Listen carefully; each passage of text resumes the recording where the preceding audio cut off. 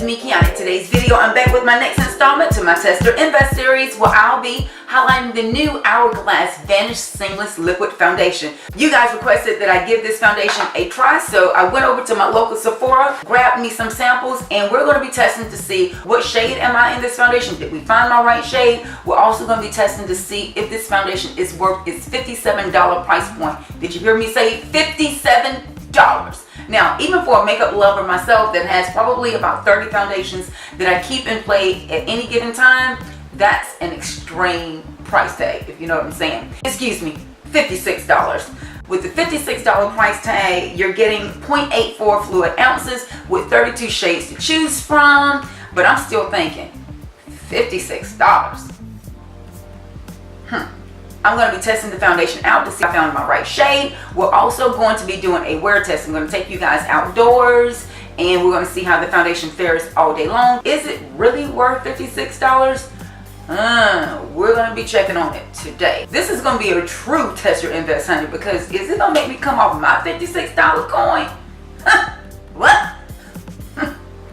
We about to see. So these are the types of videos that you enjoy. Make sure that you go ahead and click that subscribe button. Also click that bell, which is a post notification. So every time I drop a video, you are notified. Because I mean, if you're liking all of this right now, you might not ever be able to find me again because YouTube is being YouTube.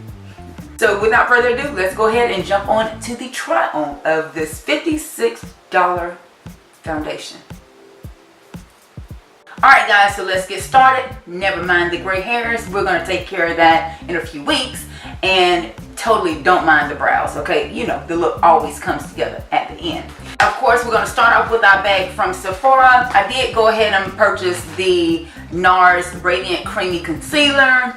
And I definitely went ahead and got matched in the Hourglass Vanish foundation. You guys asked me about this foundation several times to review it, so I'm going to do it. The great thing that I like about Sephora, they will give you a sample in more than one color, because we don't ever really know what shade we are until we really bring the foundation home and, you know, kind of really see how it breathes in the makeup look. So if you're ever on the fence about a foundation, get a sample. That's where Test or Invest really derives from. So the shades that the young lady matched me in, she matched me in Honey and Golden Tan. So we're going to sample both of those right here on my chin, and then we'll get into deciphering if we like this foundation. A is Honey. We're going to pop it right here.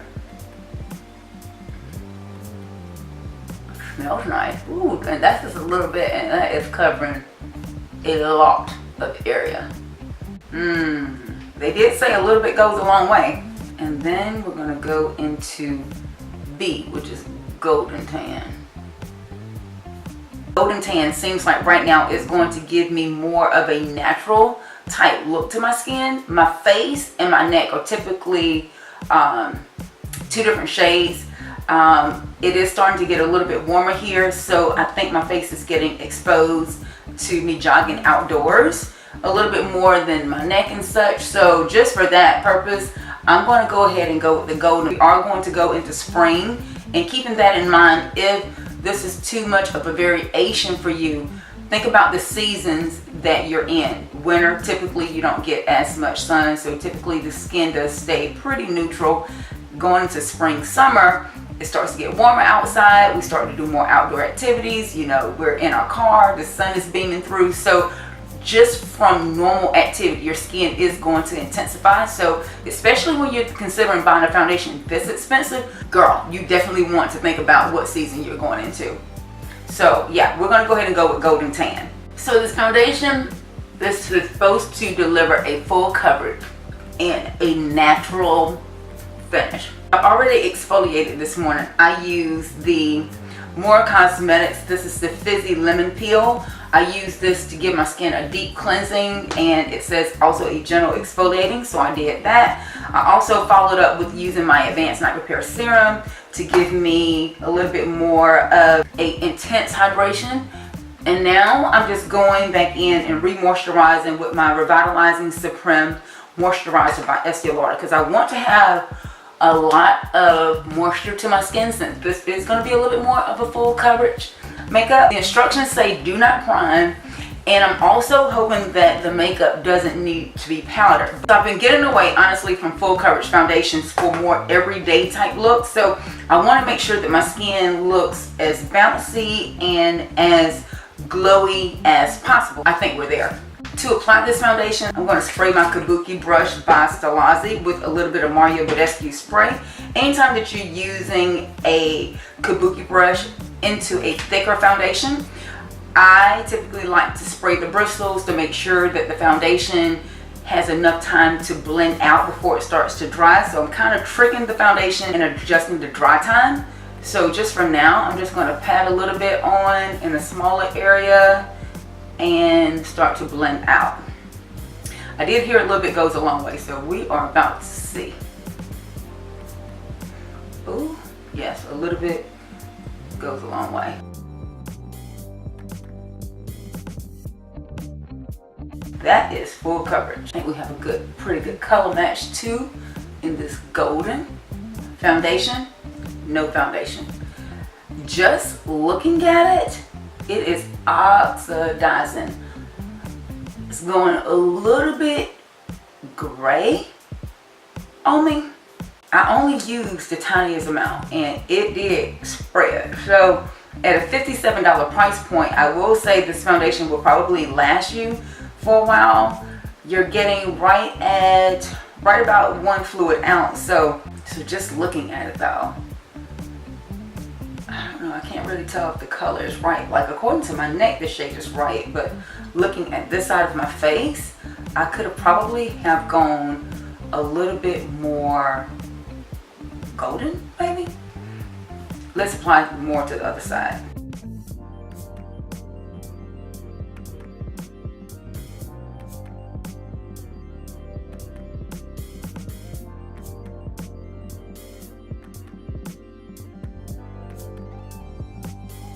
This is so weird. Like it really does look like clay. And look at how this color is just offsetting in my hairline. Can you see how it's going like gray up here? That is a sure sign of oxidation. Now I can camouflage that with a contour product, but just looking at it so far,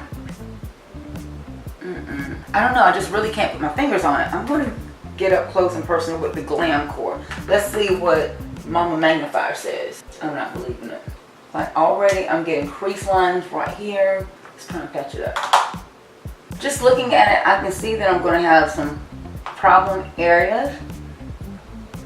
I don't have dry patches on my face, but I can already see where the foundation is starting to separate around my nose. I do have like tiniest expression lines going right around my mouth, and I can see like right here it's going to probably be a potential creasing issue. Like it's already creasing just with me doing that. But in all fairness, typically I wait until the end of the night to give my full commentary, but I can say right now I'm totally not wild-eyed. I'm going to reserve judgment. In typical test or invest fashion, I am going to apply the rest of my makeup, and I'm going to come back and let you guys know if I had any issues blending anything out, how I came up with the look that you've already seen, and I'm going to do a quick wear test. I'm going to wear the foundation for the rest of the day, and we're going to see if it makes any moves. Does it lead me to wanting to purchase it? Guess you'll just have to hang on. I'm going to drop off for now, and I'll be right back. 3, 2, 1.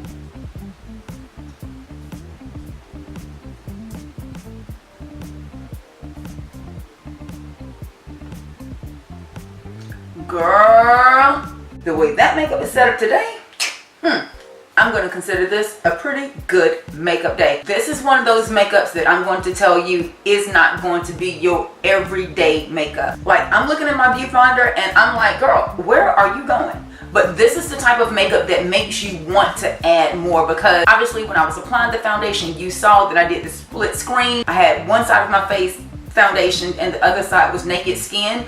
Just with the normal build up from this foundation, I think it's going to be basically impossible for me to wear it as an everyday makeup. Like you're going to want to slay, honey. I'm going to lean in really close so you guys can just see It's laying on the skin very well. I've never tried any Hourglass products, but the way that it's holding the rest of my makeup, I am totally impressed right now. However, this makeup has not settled. This is supposed to be full coverage, natural finish, skin types normal, combination, or oily. My skin is pretty normal to dry. I'm not having any patchiness on the skin right now. However, it is saying that it's more so for combination and oily skin. It is free of paraffins. This makeup is also vegan and cruelty free. Let's see, what else do I need to know? It's slightly concentrated formula, provides full coverage with minimal product. It did that. It applies like second skin, creating a smooth and flawless complexion, light reflecting micro spheres blur and create a soft focused finish. The non-comedogenic formula is waterproof, transfer proof, and sweat proof. So that's pretty much the claims of the foundation. So it doesn't say that it's going to settle all the way down to a matte. Just from the full coverage that I'm getting from this foundation, in my experience, I typically can't feel the makeup. This makeup I can totally feel. It's staying sticky, like it's still sticky. I think it's gonna be very, very hard for it to be transfer proof if it's still sticky. I don't want to powder the foundation. I really want to see how the foundation is going to fare on its own. I did not add a primer to the foundation. Again, I want to get a smooth blend with the foundation. I did really moisturize my skin and use a serum to make sure that I had some type of bounce back from the skin so the foundation didn't dry down as fast. So yeah, what is our time right now? We have 1:51. I'm going to go about my day, wear the makeup for the rest of the day. I'm going to do as many check-ins outside as I can. I'm checking my hairline. Checking my hairline. Does it have any oxidation spots? No, we can get out of the house. Okay. Oh, I almost forgot. I want to share with you guys how I completed the rest of the look today. This look was basically created with my products from this month's Lashy Box. Lashy Box is a subscription lash box. I think it runs about $13.99, and they send you tons of stuff. So I use mainly on the eyes today. I used the Eyestudio by Maybelline. This came in my Lashy Box. It's called Striking Blue. I am completely obsessed. I also use my RubyMay Aiden lashes. I'm obsessed with these lashes. They were a favorite last month. These are probably going to be my new favorite lashes. I absolutely love them. As far as the contour and the highlight that you're seeing and the transition shades came from my Ofra Gilded palette. So you're seeing this at play. And for the lips, I use the Silva, which is from my Heritage collection, part of my new lipstick line called LipTricks. Time check, I have 1:55. I'm going to get started with the rest of my day, so come on. While we're checking on Hourglass Vanish Seamless Finish Liquid Foundation. Let's get started. Alright guys, so let's give you guys a quick close-up. We are outdoors, 78 degrees today. It's 3:33. It's right now. I've had the makeup on, let's say maybe about 2 hours. And